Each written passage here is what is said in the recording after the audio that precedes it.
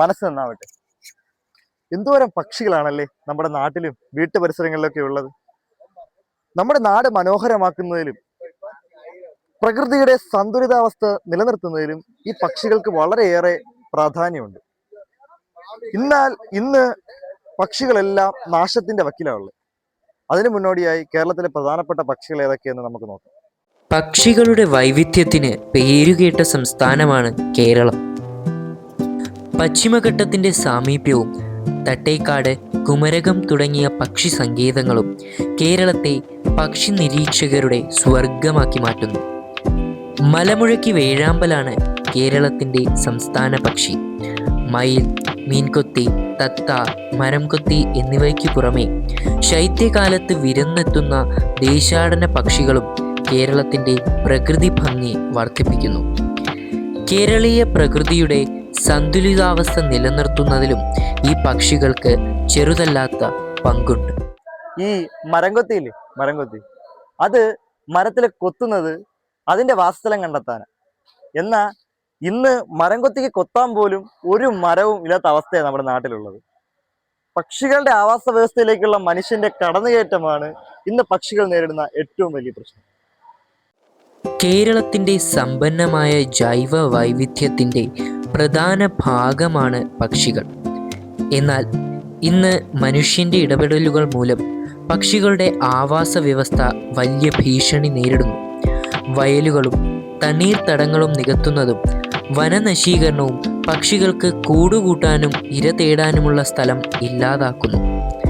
ഇത് പലപ്പോഴും വിവിധ ഇനം പക്ഷികളുടെ വംശനാശത്തിലേക്ക് പോലും നയിക്കുന്നുണ്ട്. നമ്മുടെ നാടിൻ്റെ പാരിസ്ഥിതിക സന്തുലിതാവസ്ഥ തകരുന്നതിനും ഈ പക്ഷികളുടെ ഇല്ലാതാകൽ കാരണമാകുന്നു. ഒരു കാലം വരെയും പക്ഷികൾക്ക് ഭക്ഷണം നൽകിയിരുന്നത് ഇതുപോലുള്ള പാടങ്ങളായിരുന്നു. എന്നാൽ ഇന്ന് ഈ പാടങ്ങളെല്ലാം നാശത്തിന്റെ വക്കിലാണ്. പാടത്ത് നിന്ന് നെന്മണി കൊത്തി തിന്നുന്ന പക്ഷികൾ ഇന്ന് വെറും മുത്തശ്ശിക്കഥയിലെ വെറും കഥാപാത്രങ്ങൾ മാത്രമാണ്. ഒരു കാലം വരെയും പക്ഷികൾക്ക് ഭക്ഷണം ലഭിച്ചിരുന്നത് പാടങ്ങളിൽ നിന്നായിരുന്നു. പാടത്തു നിന്നും നെന്മണി കൊത്തി തിന്നുന്ന തത്തകൾ എന്നത് ഇന്ന് ചിത്രകാരൻ്റെ ക്യാൻവാസിൽ മാത്രം ഒഴുത്തുങ്ങിപ്പോയിരിക്കുന്നു.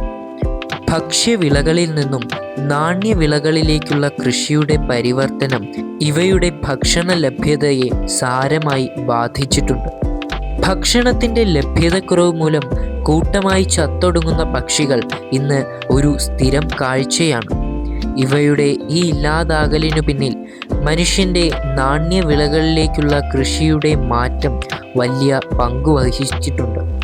ഭക്ഷ്യവിളകളുടെ കൃഷി ഇല്ലാതാകുന്നത് മൂലം ഭക്ഷണമില്ലാതാകുകയും ചത്തൊടുങ്ങുകയും ചെയ്യുന്ന പക്ഷികൾ മൂലം നമ്മുടെ പ്രകൃതിക്ക് വലിയ ദോഷമുണ്ടാകുന്നുണ്ട്. സർവോപരി കേരളത്തിൻ്റെ പക്ഷി സമ്പത്തിന് പോലും വലിയ ആഘാതമേൽപ്പിക്കുന്നതാണ് പക്ഷികളുടെ ഈ ഇല്ലാതാകൽ. ഈ കൈപ്പാട് നിലങ്ങളെ പറ്റി കേട്ടിട്ടുണ്ടോ? ഈ പാടത്ത് വെള്ളം കെട്ടി നിർത്തി കൃഷി ചെയ്യുന്ന രീതി. ഈ കൈപ്പാട് നിലങ്ങളുടെ നാശവും ഈ പക്ഷികളുടെ ആവാസ വ്യവസ്ഥയെ ഏറെ ബാധിച്ചിട്ടുണ്ട്. പാടത്ത് വെള്ളം കെട്ടി നിർത്തി കൃഷി ചെയ്യുന്ന രീതിയാണ് കൈപ്പാട് കൃഷി. കൈപ്പാട് കൃഷിയിടങ്ങളാണ് കേരളത്തിൽ പല അപൂർവ ഇനം പക്ഷികളുടെയും പ്രധാന വാസയിടം. പ്രകൃതിയും മനുഷ്യനും പരസ്പര ആശ്രയത്വത്തോടെ ജീവിക്കുന്ന കൈപ്പാട് നിലങ്ങളും ഇന്ന് നാശത്തിൻ്റെ വക്കിലാണ്.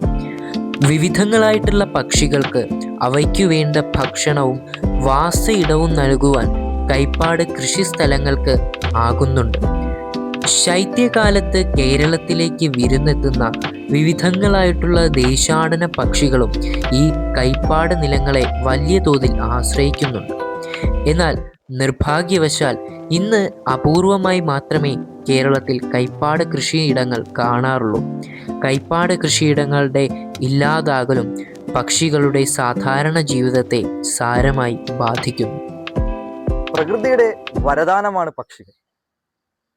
പക്ഷികളാണ് നമ്മുടെ പ്രകൃതിയുടെ സന്തുലിതാവസ്ഥ നിലനിർത്തുന്നതും ഭക്ഷ്യശൃംഖല നിലനിർത്തുന്നതിനും. അതിനാൽ തന്നെയും പക്ഷികൾ നിലനിൽക്കേണ്ടത് നമ്മുടെ അല്ല, പ്രകൃതിയുടെ ആവശ്യം.